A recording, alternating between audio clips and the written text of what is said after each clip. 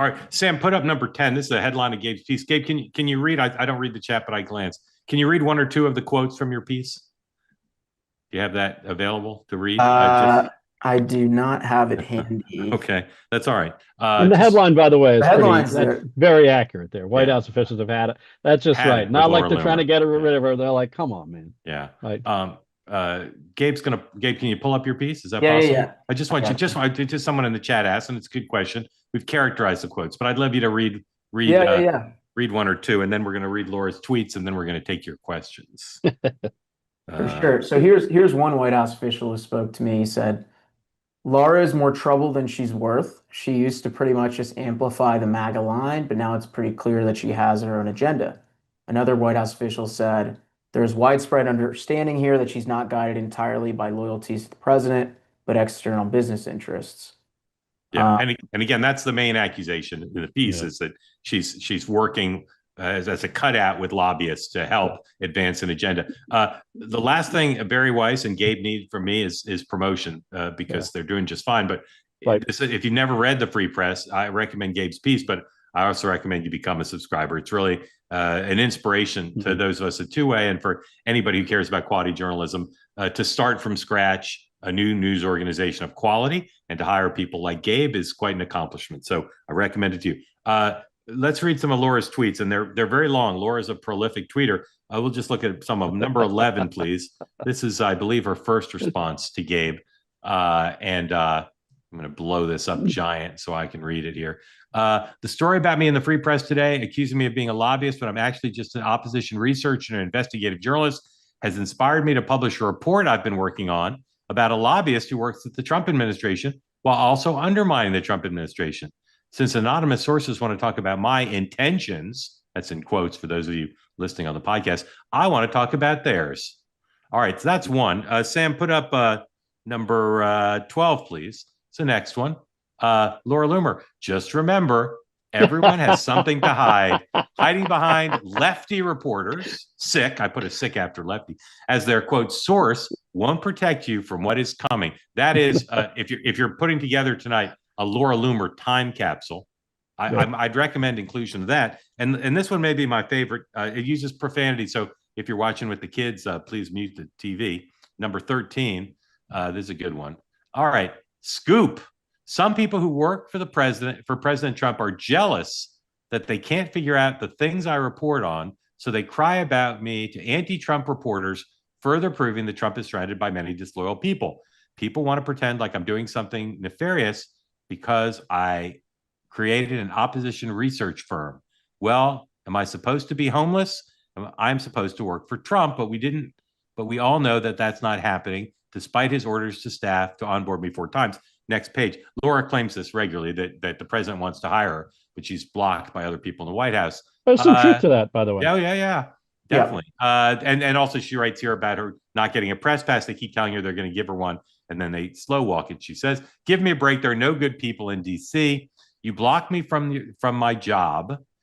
You block me from a press pass as a power move while you entertain retard bloggers who don't accomplish anything and have no value. So I'm going to do my own thing, which I have every right to do. I don't care who I upset because the truth is on my side, and I work hard every day to support President Trump. Final screen. And I think this is where the profanity is. And man, that's small. Anyway, stick to anonymous sources, blah, blah, blah. Good riddance. I'll skip the profanity. All right. So let's talk about this. I gave you first. You write a piece like this. It's in the Free Press. Laura responds. There's lots on my Twitter feed about it. So you've made a splash of sorts. What happens now? Do you hear from typically or already? Have you heard from more sources based on the piece? Because that sometimes happens with a good investigative piece. What's happened since you published? Anything we should know about? Nothing, I guess not much to share, but I would say, yeah, after publishing the story and Laura blowing it up, there's certainly more people who have ideas and want to try to get those out there. Not that they're all necessarily, verifiable, but there's some things I'm looking into. Yeah. I think the thing I would just say about Laura is, yeah, the main thing I got across in those posts was like her talking about, she has this perception, I think, that people in the government might be criticizing her are sort of like jealous of her influence. And in some ways that that could be correct. I Yeah. don't exactly know what, I think that I wouldn't necessarily rule that out. I think that it probably is frustrating to the egos of the types of people who want to work in the federal government to have like, this chick on Twitter who's just like doing their job. Yeah. Mark, I've covered plenty of White Houses, and social media creates new things, but I've never seen anything quite like Laura Oh Loomer yeah. in She's American unique, history. man. Yeah. No, she's unique. She's a badass too at what she does. She's also reckless. Like she will just run with something before she checks it out. But the reality is she has real influence with the president. She has real influence with the base. She has a real voice, and there are people who really resent her for it. And there is an element of Gabe's story, or some, not all, of the people in the story, which I think is accurate. I think the criticisms are accurate. Of, oh my God, there's this gambler at this casino. Like, Right. how could this gambler be? Like there are a number of people who are cashing in on this administration. I don't think Gabe or those people were accusing her of, quote, lobbying. She's doing sort of what she says. Like people come to her with things and Yeah. she writes about them, and Yeah. presumably she's getting paid. And I think there's pretty good evidence of that. Yeah. But a lot of people are getting paid for advocacy work. Yeah. Again, Yeah. go ahead, Gabe. Go ahead. No, I was just saying that's exactly right. She opened a consulting firm called Loomer Strategies. She told the New York Times in June that she had 5 clients and that she had a revenue of 300,000. I asked her for updated numbers on that. She declined to comment on that. But yeah, again, like it's not it. I don't. There's a lot of consultants and lobbyists who advocate in Washington. I think in this case, she in her posts, she just had that one post calling out. She said like I'm going to be exposing another person, and then a little bit after she put out a long post about Jeff Miller, who's a big Republican lobbyist, and saying how he's lobbying for I believe like Cornell and other universities, which has been publicly documented and known. But in that case, that's disclosed, that's registered. We don't know again if Laura's 100% advocating in some lobbying capacity, but it wasn't exactly a great example for her to point to because Jeff Miller's a known lobbyist. Yeah.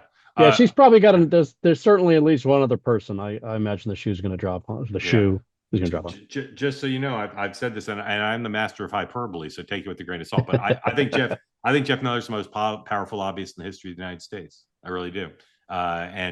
Big fat target and very smart guy. Now, would either of you think it would be a conflict of interest for me to have done this whole segment if I am one of Laura's 5 clients? Would that be a problem? Just kidding. Just kidding. Laura, meet me camera 1. Please come back on the show. She has definitely got more than 5 clients. Yeah, I agree. I loved having you on. We loved the two-way community. It was really found you compelling. And I still believe that rather than just the one-way communication on Twitter, you should come back and we should talk about Gabe, maybe be on with Gabe. Gabe would love that. Yeah, I'd be happy to. Laura, please come back on the show. She's a big fan of two-way, I've been told. So I hope you're watching, Laura, and we hope to have you here. Want more great clips like that? I've got an idea. Hit the subscribe button, be part of the two-way community, never miss a clip. And you can always watch our full episodes, join them live, go to twoway.tv.